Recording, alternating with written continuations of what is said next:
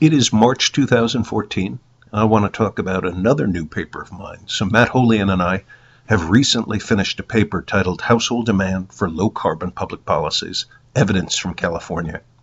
So what's interesting about many environmental goods is there's no explicit market to express your preferences for them. If you like good coffee, you can go to a Starbucks and buy it, and the researcher will see how many cups of coffee you bought and the price you paid, and that's a lower bound on how much you're willing to pay for coffee, because otherwise, why did you go in and buy it if you gain less pleasure than what it cost you in terms of the price?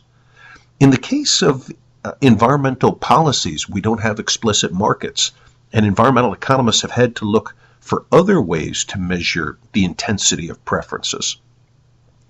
What Matt and I do in this paper is California has always been a leader in environmental policy, of being out in the forefront. And in the last couple of years, California has done it again.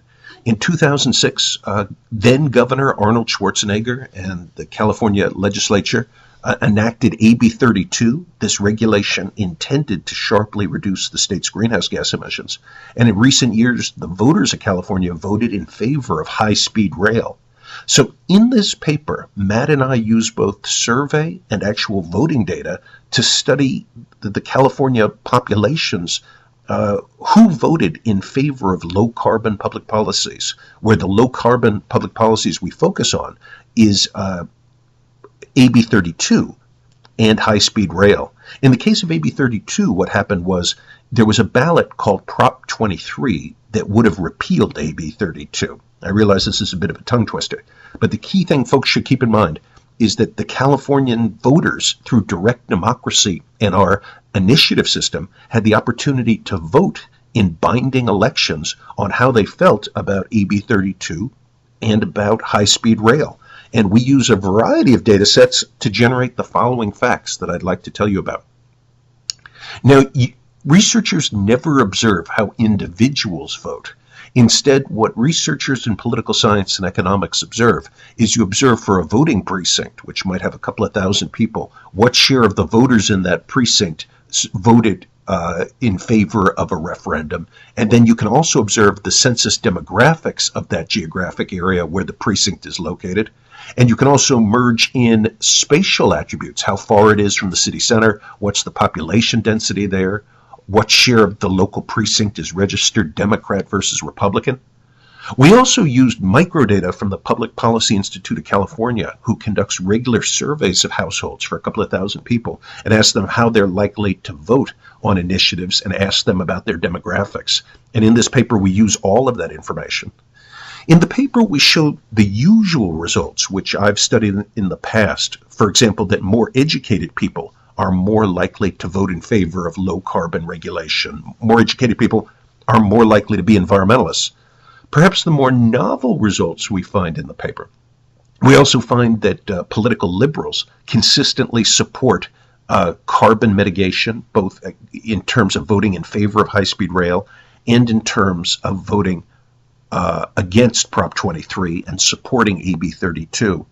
Another result that emerges is geography. Controlling for a whole bunch of characteristics, demographics and politics indicators, households who live in the suburbs are less likely to support low-carbon regulation.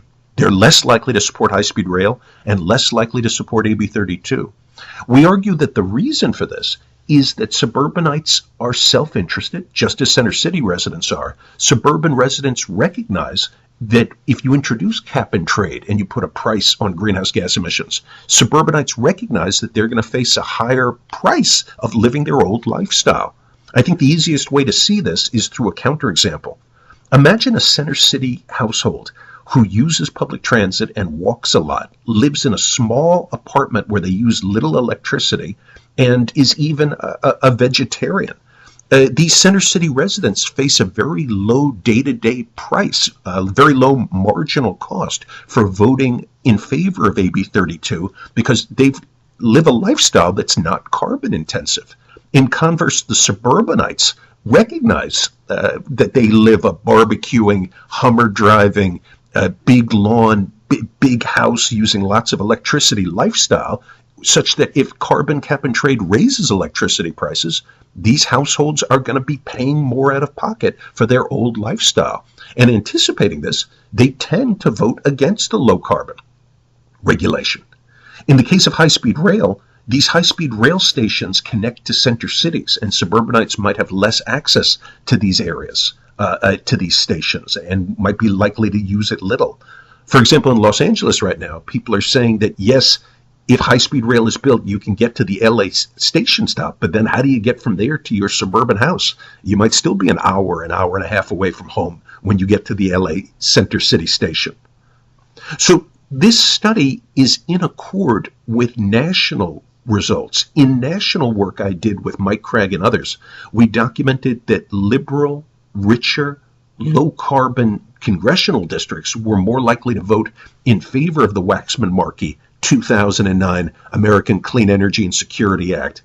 These California results sort of tell the same story of even within California, of a red state, blue state divide on voting for low carbon. And as the U.S. continues to suburbanize, this poses a political economy challenge of how we will mitigate the carbon externality when suburbanites recognize that they will bear a larger cost from voting in favor of such legislation. And so I think this is an interesting study and is likely to stimulate new research. If you want to read a copy of this paper, it will soon be posted at the NBR's webpage as a March 2014 working paper.